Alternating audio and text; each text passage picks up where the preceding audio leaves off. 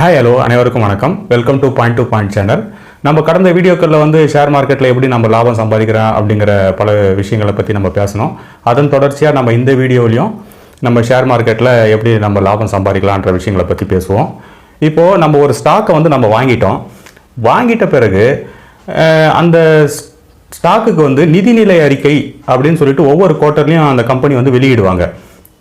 இப்போது அந்த நிதிநிலை அறிக்கையை வந்து மக்கள் வந்து எப்படி அதை அணுகுவாங்கன்னாக்கா, முதல்ல வந்து குவார்ட்டர் டு குவார்ட்டர் கம்பேர் பண்ணி பார்ப்பாங்க. போன குவார்ட்டருக்கும் இந்த குவார்ட்டருக்கும் கம்பேர் பண்ணிக்கும்போது அது லாபம் சம்பாதிச்சிருக்கா அப்படின்னு சொல்லி பார்ப்பாங்க.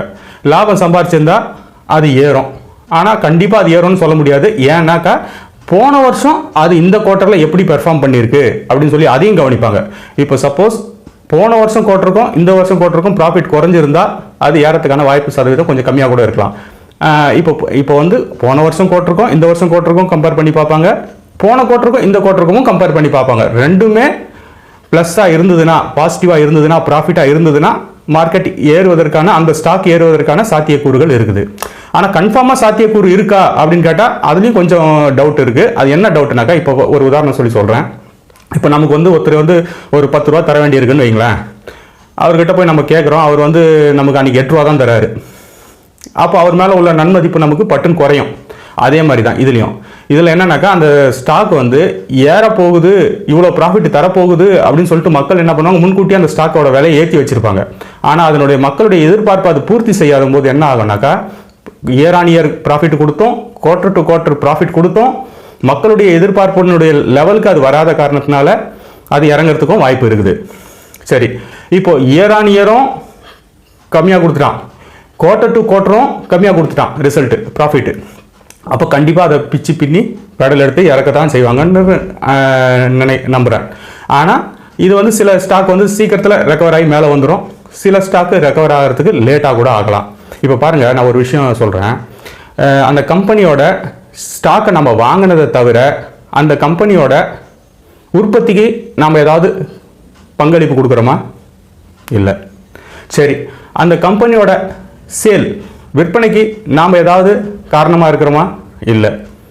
அந்த கம்பெனி ப்ராஃபிட்டோ லாஸோ ஏதோ ஒன்று ஈட்டுறாங்க, அதை போய் நம்ம ஏதாவது மாற்றி அமைக்க முடியுமா?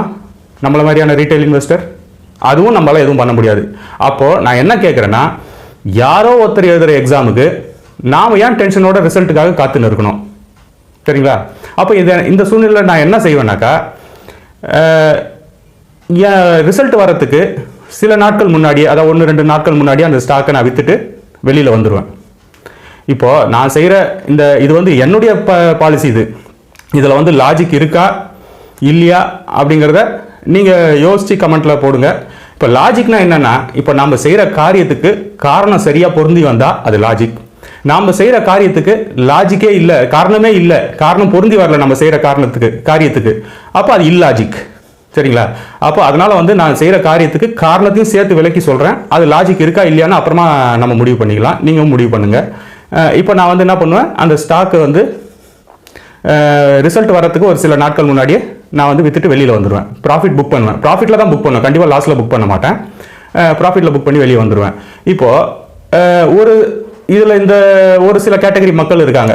அவங்க வந்து என்ன சொல்லுவாங்க, நான் வாங்கும்போதே கடைக்கால் நல்லா ஸ்ட்ராங்காக போட்டு நல்ல கம்பெனியாக தான் பார்த்து வாங்கியிருக்கேன், இந்த சின்ன சின்ன ஏற்ற இறக்கங்கள் வரும், இதுக்கெல்லாம் நான் அஞ்ச மாட்டேன், நான் பணங்காட்டு நரி, இந்த சின்ன சின்ன செலப்பெல்லாம் என்னை ஒன்றும் பண்ணாது அப்படின்னு சொல்கிறவங்க இருக்காங்க. நான் லாங் டேர்ம் இன்வெஸ்டர், நான் வந்தால் ஹீரோவாக தான் வருவேன், ஒரே டைம் தான் வந்து அறுவடை பண்ணிட்டு ப்ராஃபிட்டை இன்வெஸ்ட் பண்ணி எடுத்துகிட்டு போவேன்னு சொல்லுவாங்க. இப்படி சொல்கிற மக்கள் ஓகே, இவங்க போகிற ரூட்டை வந்து நான் தப்புன்னு சொல்ல மாட்டேன். ஏன்னா இதுவும் ஒரு பாதை. நம்மளோட இலக்கு என்ன? லாபம். அந்த லாபத்தை அடையிறதுக்கு பல வழிகள் இருக்குது. அதில் அது ஒரு வழினா இதுவும் ஒரு வழி.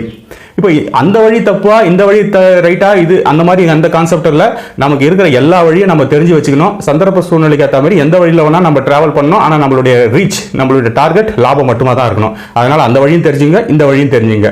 இப்போ நான் என்ன பண்ணுவேன், இப்போ ரிசல்ட் வரதுக்கு கொஞ்ச நாள் முன்னாடியே விற்றுட்டு வெளியில் வந்துடுவோம். இப்போ இன்னும் ஒரு சிலர் என்ன செய்வாங்க, இன்னொரு கேட்டகரி மக்கள் என்ன சொல்லுவாங்கனாக்கா, நான் வந்து பல பிஸ்னஸ் செய்கிறேங்க, எனக்கு இந்த ஷேர் மார்க்கெட் வந்து சைடு தான், அதனால் வந்து எனக்கு இதில் வந்து எப்போ அவன் ரிசல்ட் கொடுக்குறான் எதுவுமே எனக்கு தெரியாது, இதெல்லாம் கவனிக்கிற அளவுக்கு எனக்கு டைம் இல்லை, அப்படின்னு சிலர் சொல்லுவாங்க. இப்போ நான் அவங்க ரிசல்ட் விட்டதும் எனக்கு தெரியாது, அவன் லாஸ்ல விட்டதும் எனக்கு தெரியாது, அதனால என்னுடைய ஷேர் மார்க்கெட்டோட என்னுடைய ஸ்டாக் வந்து 20% கீழே விழுந்திருக்கு அப்படிங்கிற விஷயமே எனக்கு இத்தனை நாள் கழிச்சு இப்பதான் தெரியும். இந்த சூழ்நிலையில் நான் என்ன செய்யணும் அப்படின்னு சொல்லி சிலர் கேட்பாங்க.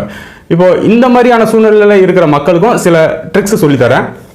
இப்போ நான் ஏற்கனவே சில என்னுடைய பழைய வீடியோக்களில் நான் சொல்லியிருப்பேன், ஒரு ஸ்டாக்கை வந்து FII, DII, ப்ரமோட்டர்ஸ், நம்மள மாதிரியான ரீட்டைல் இன்வெஸ்டர், இந்த 4 கேட்டகரியான மக்கள் அதை ஹோல்டு பண்ணுவாங்க அந்த ஸ்டாக்கை. இப்போ நம்ம ஃபாரின் இன்வெஸ்டர் இன்ஸ்டிடியூஷனை ஓரமாக வச்சிருவோம், டிஐயும் டொமஸ்டிக் இன்வெஸ்டர் இன்ஸ்டிடியூஷனையும் நம்ம ஒரு பற்றிக்கு ஓரமாக ஒதுக்கி வைப்போம். நாம் என்ன பார்க்க போகிறோம்னா முதல்ல ப்ரமோட்டர்ஸ். இப்போ ரிசல்ட் கம்மியாக கொடுத்த பிறகு நான் ப்ரமோட்டர்ஸ் தான் அந்த கம்பெனியோட ஓனர்ஸ். ஓகேங்களா? இப்போ நம்ம ரிசல்ட் கம்மியாக கொடுத்த பிறகு அந்த ப்ரமோட்டர்ஸ் என்ன செய்கிறாங்க அதை தான் நம்ம ஃபஸ்ட்டு நம்ம கவனிக்கணும். இப்போ வந்து ப்ரமோட்டர் வந்து அவங்களுடைய கையிருப்பு சதவிகிதத்தை உயர்த்தினாங்கன்னா நம்ம 20% லாஸில் இருந்தாலும் நம்ம பயப்பட தேவையில்லை. ஏன்னா அந்த கம்பெனி கண்டிப்பாக திரும்ப ரெக்கவரி ஆகிடும் அப்படிங்கிறது ஒரு நம்பிக்கை. சரி, ப்ரமோட்டர்ஸ் அவங்களுடைய பங்களிப்பை, அவங்களுடைய சதவிகிதத்தை அந்த ஸ்டாக் மேலே உள்ள அந்த அவங்களுடைய கையிருப்பை உயர்த்தவும் இல்லை, இறக்கவும் இல்லை, கான்ஸ்டண்ட்டாக ஒரே இடத்துல இருக்காங்க. அப்பயும் நம்ம பெருசாக பயந்துக்க வேண்டிய அவசியம் இல்லை. சரி, இப்போ ப்ரமோட்டர்ஸ் வந்து அவங்களுடைய கையிருப்பை குறைக்கிறாங்க ரிசல்ட் வந்த பிறகு, அதாவது நெகட்டிவ் ரிசல்ட் வந்த பிறகு அவங்களுடைய கையிருப்பை குறைக்கிறாங்க. அப்போ நம்ம என்ன செய்யணும்னா கொஞ்சம் பயந்து தான் ஆகணும். அப்போ ஏதோ தப்பு இருக்கு. இப்போ நம்ம ஸ்டாக்கு கீழே விழும்போது என்ன ஆகும், நம்ம கண்ணெதிரில் நம்மளுடைய மாளிகை வந்து இடிஞ்சு தரமட்டமாகும் போது எல்லாருக்கும் ஒரு பயம் வரதான் செய்யும். அந்த பயத்தில் தப்பான முடிவு எடுக்கக்கூடாது. அந்த தப்பான முடிவு எடுக்காம இந்த மாதிரியான விஷயங்களை முதல்ல நம்ம அலசி ஆராயணும். ப்ரமோட்டர்ஸ் என்ன பண்ணுறாங்க அப்படின்றத பார்த்துட்டு, இப்போ ப்ரமோட்டர்ஸ் அவங்களுடைய பங்களிப்பை, அவங்களுடைய சதவீதத்தை குறைக்கும் போது அப்போ நமக்கு அதில் ஏதோ தப்பு இருக்குன்ற மாதிரி நமக்கு ஒரு ஃபீல் ஆகும். லாஜிக் தானே இந்த விஷயம், நம்ம லாஜிக்காக யோசிச்சு பார்ப்போம். இப்போது ஏங்கிறவனை பார்த்து பின்ற ஆள் நீ தப்பான ஆள் தான், நீ கெட்டவன்னு சொல்கிறான் பி. அப்போ ஏ என்ன சொல்லுவான், ஒரு காமன் மேன் ஏ வந்து, ஆனால் இப்போ என்னை பற்றி எனக்கு தெரியும், உன்னோட சர்டிஃபிகேட் எனக்கு அவசியம் இல்லை, நான் யாருன்னு எனக்கு தெரியும், நீ பேசாமல் உன் வேலையை பார்த்துட்டு போ அப்படின்னு பி கிட்ட சொல்லிடுவான். சரி, சப்போஸ் ஏவோட உள் மனசே ஏ கிட்ட சொல்லுது, நீ வந்து சரியான ஆள் இல்லை, தப்பான ஆள் அப்படின்னு சொல்லுது. அப்போது இதில் எங்கேயும் யோசிக்க வேண்டிய ஒரு விஷயம் இருக்குன்னு தானே. இப்போ உள் மனசே நம்ம கிட்ட வந்து நம்ம தப்புன்னு சொல்லுமா, நம்ம உள் மனசு சொல்கிற விஷயம் கண்டிப்பாக எங்கேயோ ஒரு இடத்துல நியாயம் இருக்க தானே செய்யும். இப்போ அந்த கம்பெனியை ரிசல்ட் வந்ததுக்கப்புறம் அவங்களுடைய கையிருப்பை குறைச்சிட்டே இருக்காங்க வேகமாக அப்படின்னாக்கா அந்த கம்பெனியில் ஏதோ ஒரு ஃபால்ட் இருக்குன்னு தான் நம்ம நம்ப வேண்டியிருக்கு. ஏன்னா அடுத்த ரிசல்ட்டும் நெகட்டிவாக வரதுக்கு வாய்ப்பு இருக்குது. அதுக்கப்புறமா நம்ம அந்த ஸ்டாக்ல வந்து நம்ம நீடிச்சு நின்றுக்கிட்டு இருந்தோம்னா நம்மளை கொண்டு போய் எங்கேயாவது கீழே இறக்கி விட்டுருவோம். அதனால நம்ம என்ன செய்யணும், பின்வாங்கிறது வாங்கி தான் அவனை, வேற வழி இல்லை. புலி பதுங்கிறது பாயறதுக்கு தான்ன்ற மாதிரி அதே மாதிரி தான் நம்ம பதுங்கி பின்வாங்கி வெளியே வரோம். இப்போ நம்ம பின்வாங்கி வெளியே வரோம்னா லாஸ்ட்டில் புக் பண்ணிட்டு வெளியே வரோமா அப்படின்னா வேற வழி இல்லை, வந்து தான் ஆகணும். நம்மளுடைய சேனலோட நோக்கம் என்ன, யாருமே லாஸ் அடையக்கூடாது, ₹1 கூட நம்ம ரீட்டைல் இன்வெஸ்டர் லாஸ் பண்ணக்கூடாது அப்படிங்கிறது தான் நம்மளுடைய நோக்கம். சரி, இப்போ அவன் லாஸ் பண்ணிட்டு புக் பண்ணிட்டு வெளியில் வந்துட்டோம்னா நமக்கு லாஸ் தானே இது. சரி, இப்போ இந்த லாஸை மேனேஜ் பண்ணுறதுக்கு ஒரு சின்ன இங்கேயும் ஒரு விஷயம் சொல்லி கொடுத்துட்றேன். இப்போ வந்து வேற ஏதோ காரணத்தினால ஒரு நல்ல ஸ்டாக்கு 20% 10% விழுந்து கிடப்பான். அந்த மாதிரியான ஸ்டாக்கை நம்ம தேடி கண்டுபிடிக்கணும். அந்த மாதிரியான ஸ்டாக்கை நம்ம தேடி கண்டுபிடிச்சி அதில் போய் நம்ம ஏறி உட்காந்துக்கணும். இப்போ அவன் வந்து சீக்கிரமாக ரெக்கவரி ஆகி வந்துடுவான். ஏன்னா அவனுடைய ப்ரொமோட்டர்ஸ் ஸ்ட்ராங்காக இருக்காங்க, அவங்க சதவீதத்தை வந்து குறைக்கல. அப்போ அந்த ஸ்டாக் வந்து சீக்கிரமாக ஏறி வரும்ன்ற ஒரு நம்பிக்கையில் நம்ம அதை போய் பிடிச்சிக்கலாம். இப்போ அது வந்து என்ன ஆகும்னா ஒரு 20% மேலே ஏறி வந்தவொன்னே தான் நம்ம காஸ்ட் ப்ரைஸே வரும். ஏன்னா நம்ம அங்கே லாஸ் 20% விட்டதை நம்ம இங்கே பிடிக்கிறோம். அவன் 20% மேலே ஏறி வந்தவொடனே நமக்கு காஸ்ட் ப்ரைஸ் வந்துடும். அதுக்கப்புறம் ஒரு 10% ஏறினாக்கா அது நம்ம அழகாக ப்ராஃபிட் புக் பண்ணிட்டு அடுத்து வேறு யார் விழுந்து கிடக்கிறான்றதை போய் நம்ம தேடி அலசி கண்டுபிடிச்சி வாங்கணும். இப்போ இதெல்லாம் வந்து ஒரு சின்ன ஒரு வழிமுறை தான். இந்த வழிமுறை உங்களுக்கு பிடிச்சா ஃபாலோ பண்ணுங்க. நம்ம அடுத்த வீடியோவில் இன்னும் பல முக்கியமான விஷயங்களை பங்கு சந்தை பற்றி நம்ம பேசுவோம். நன்றி, வணக்கம்.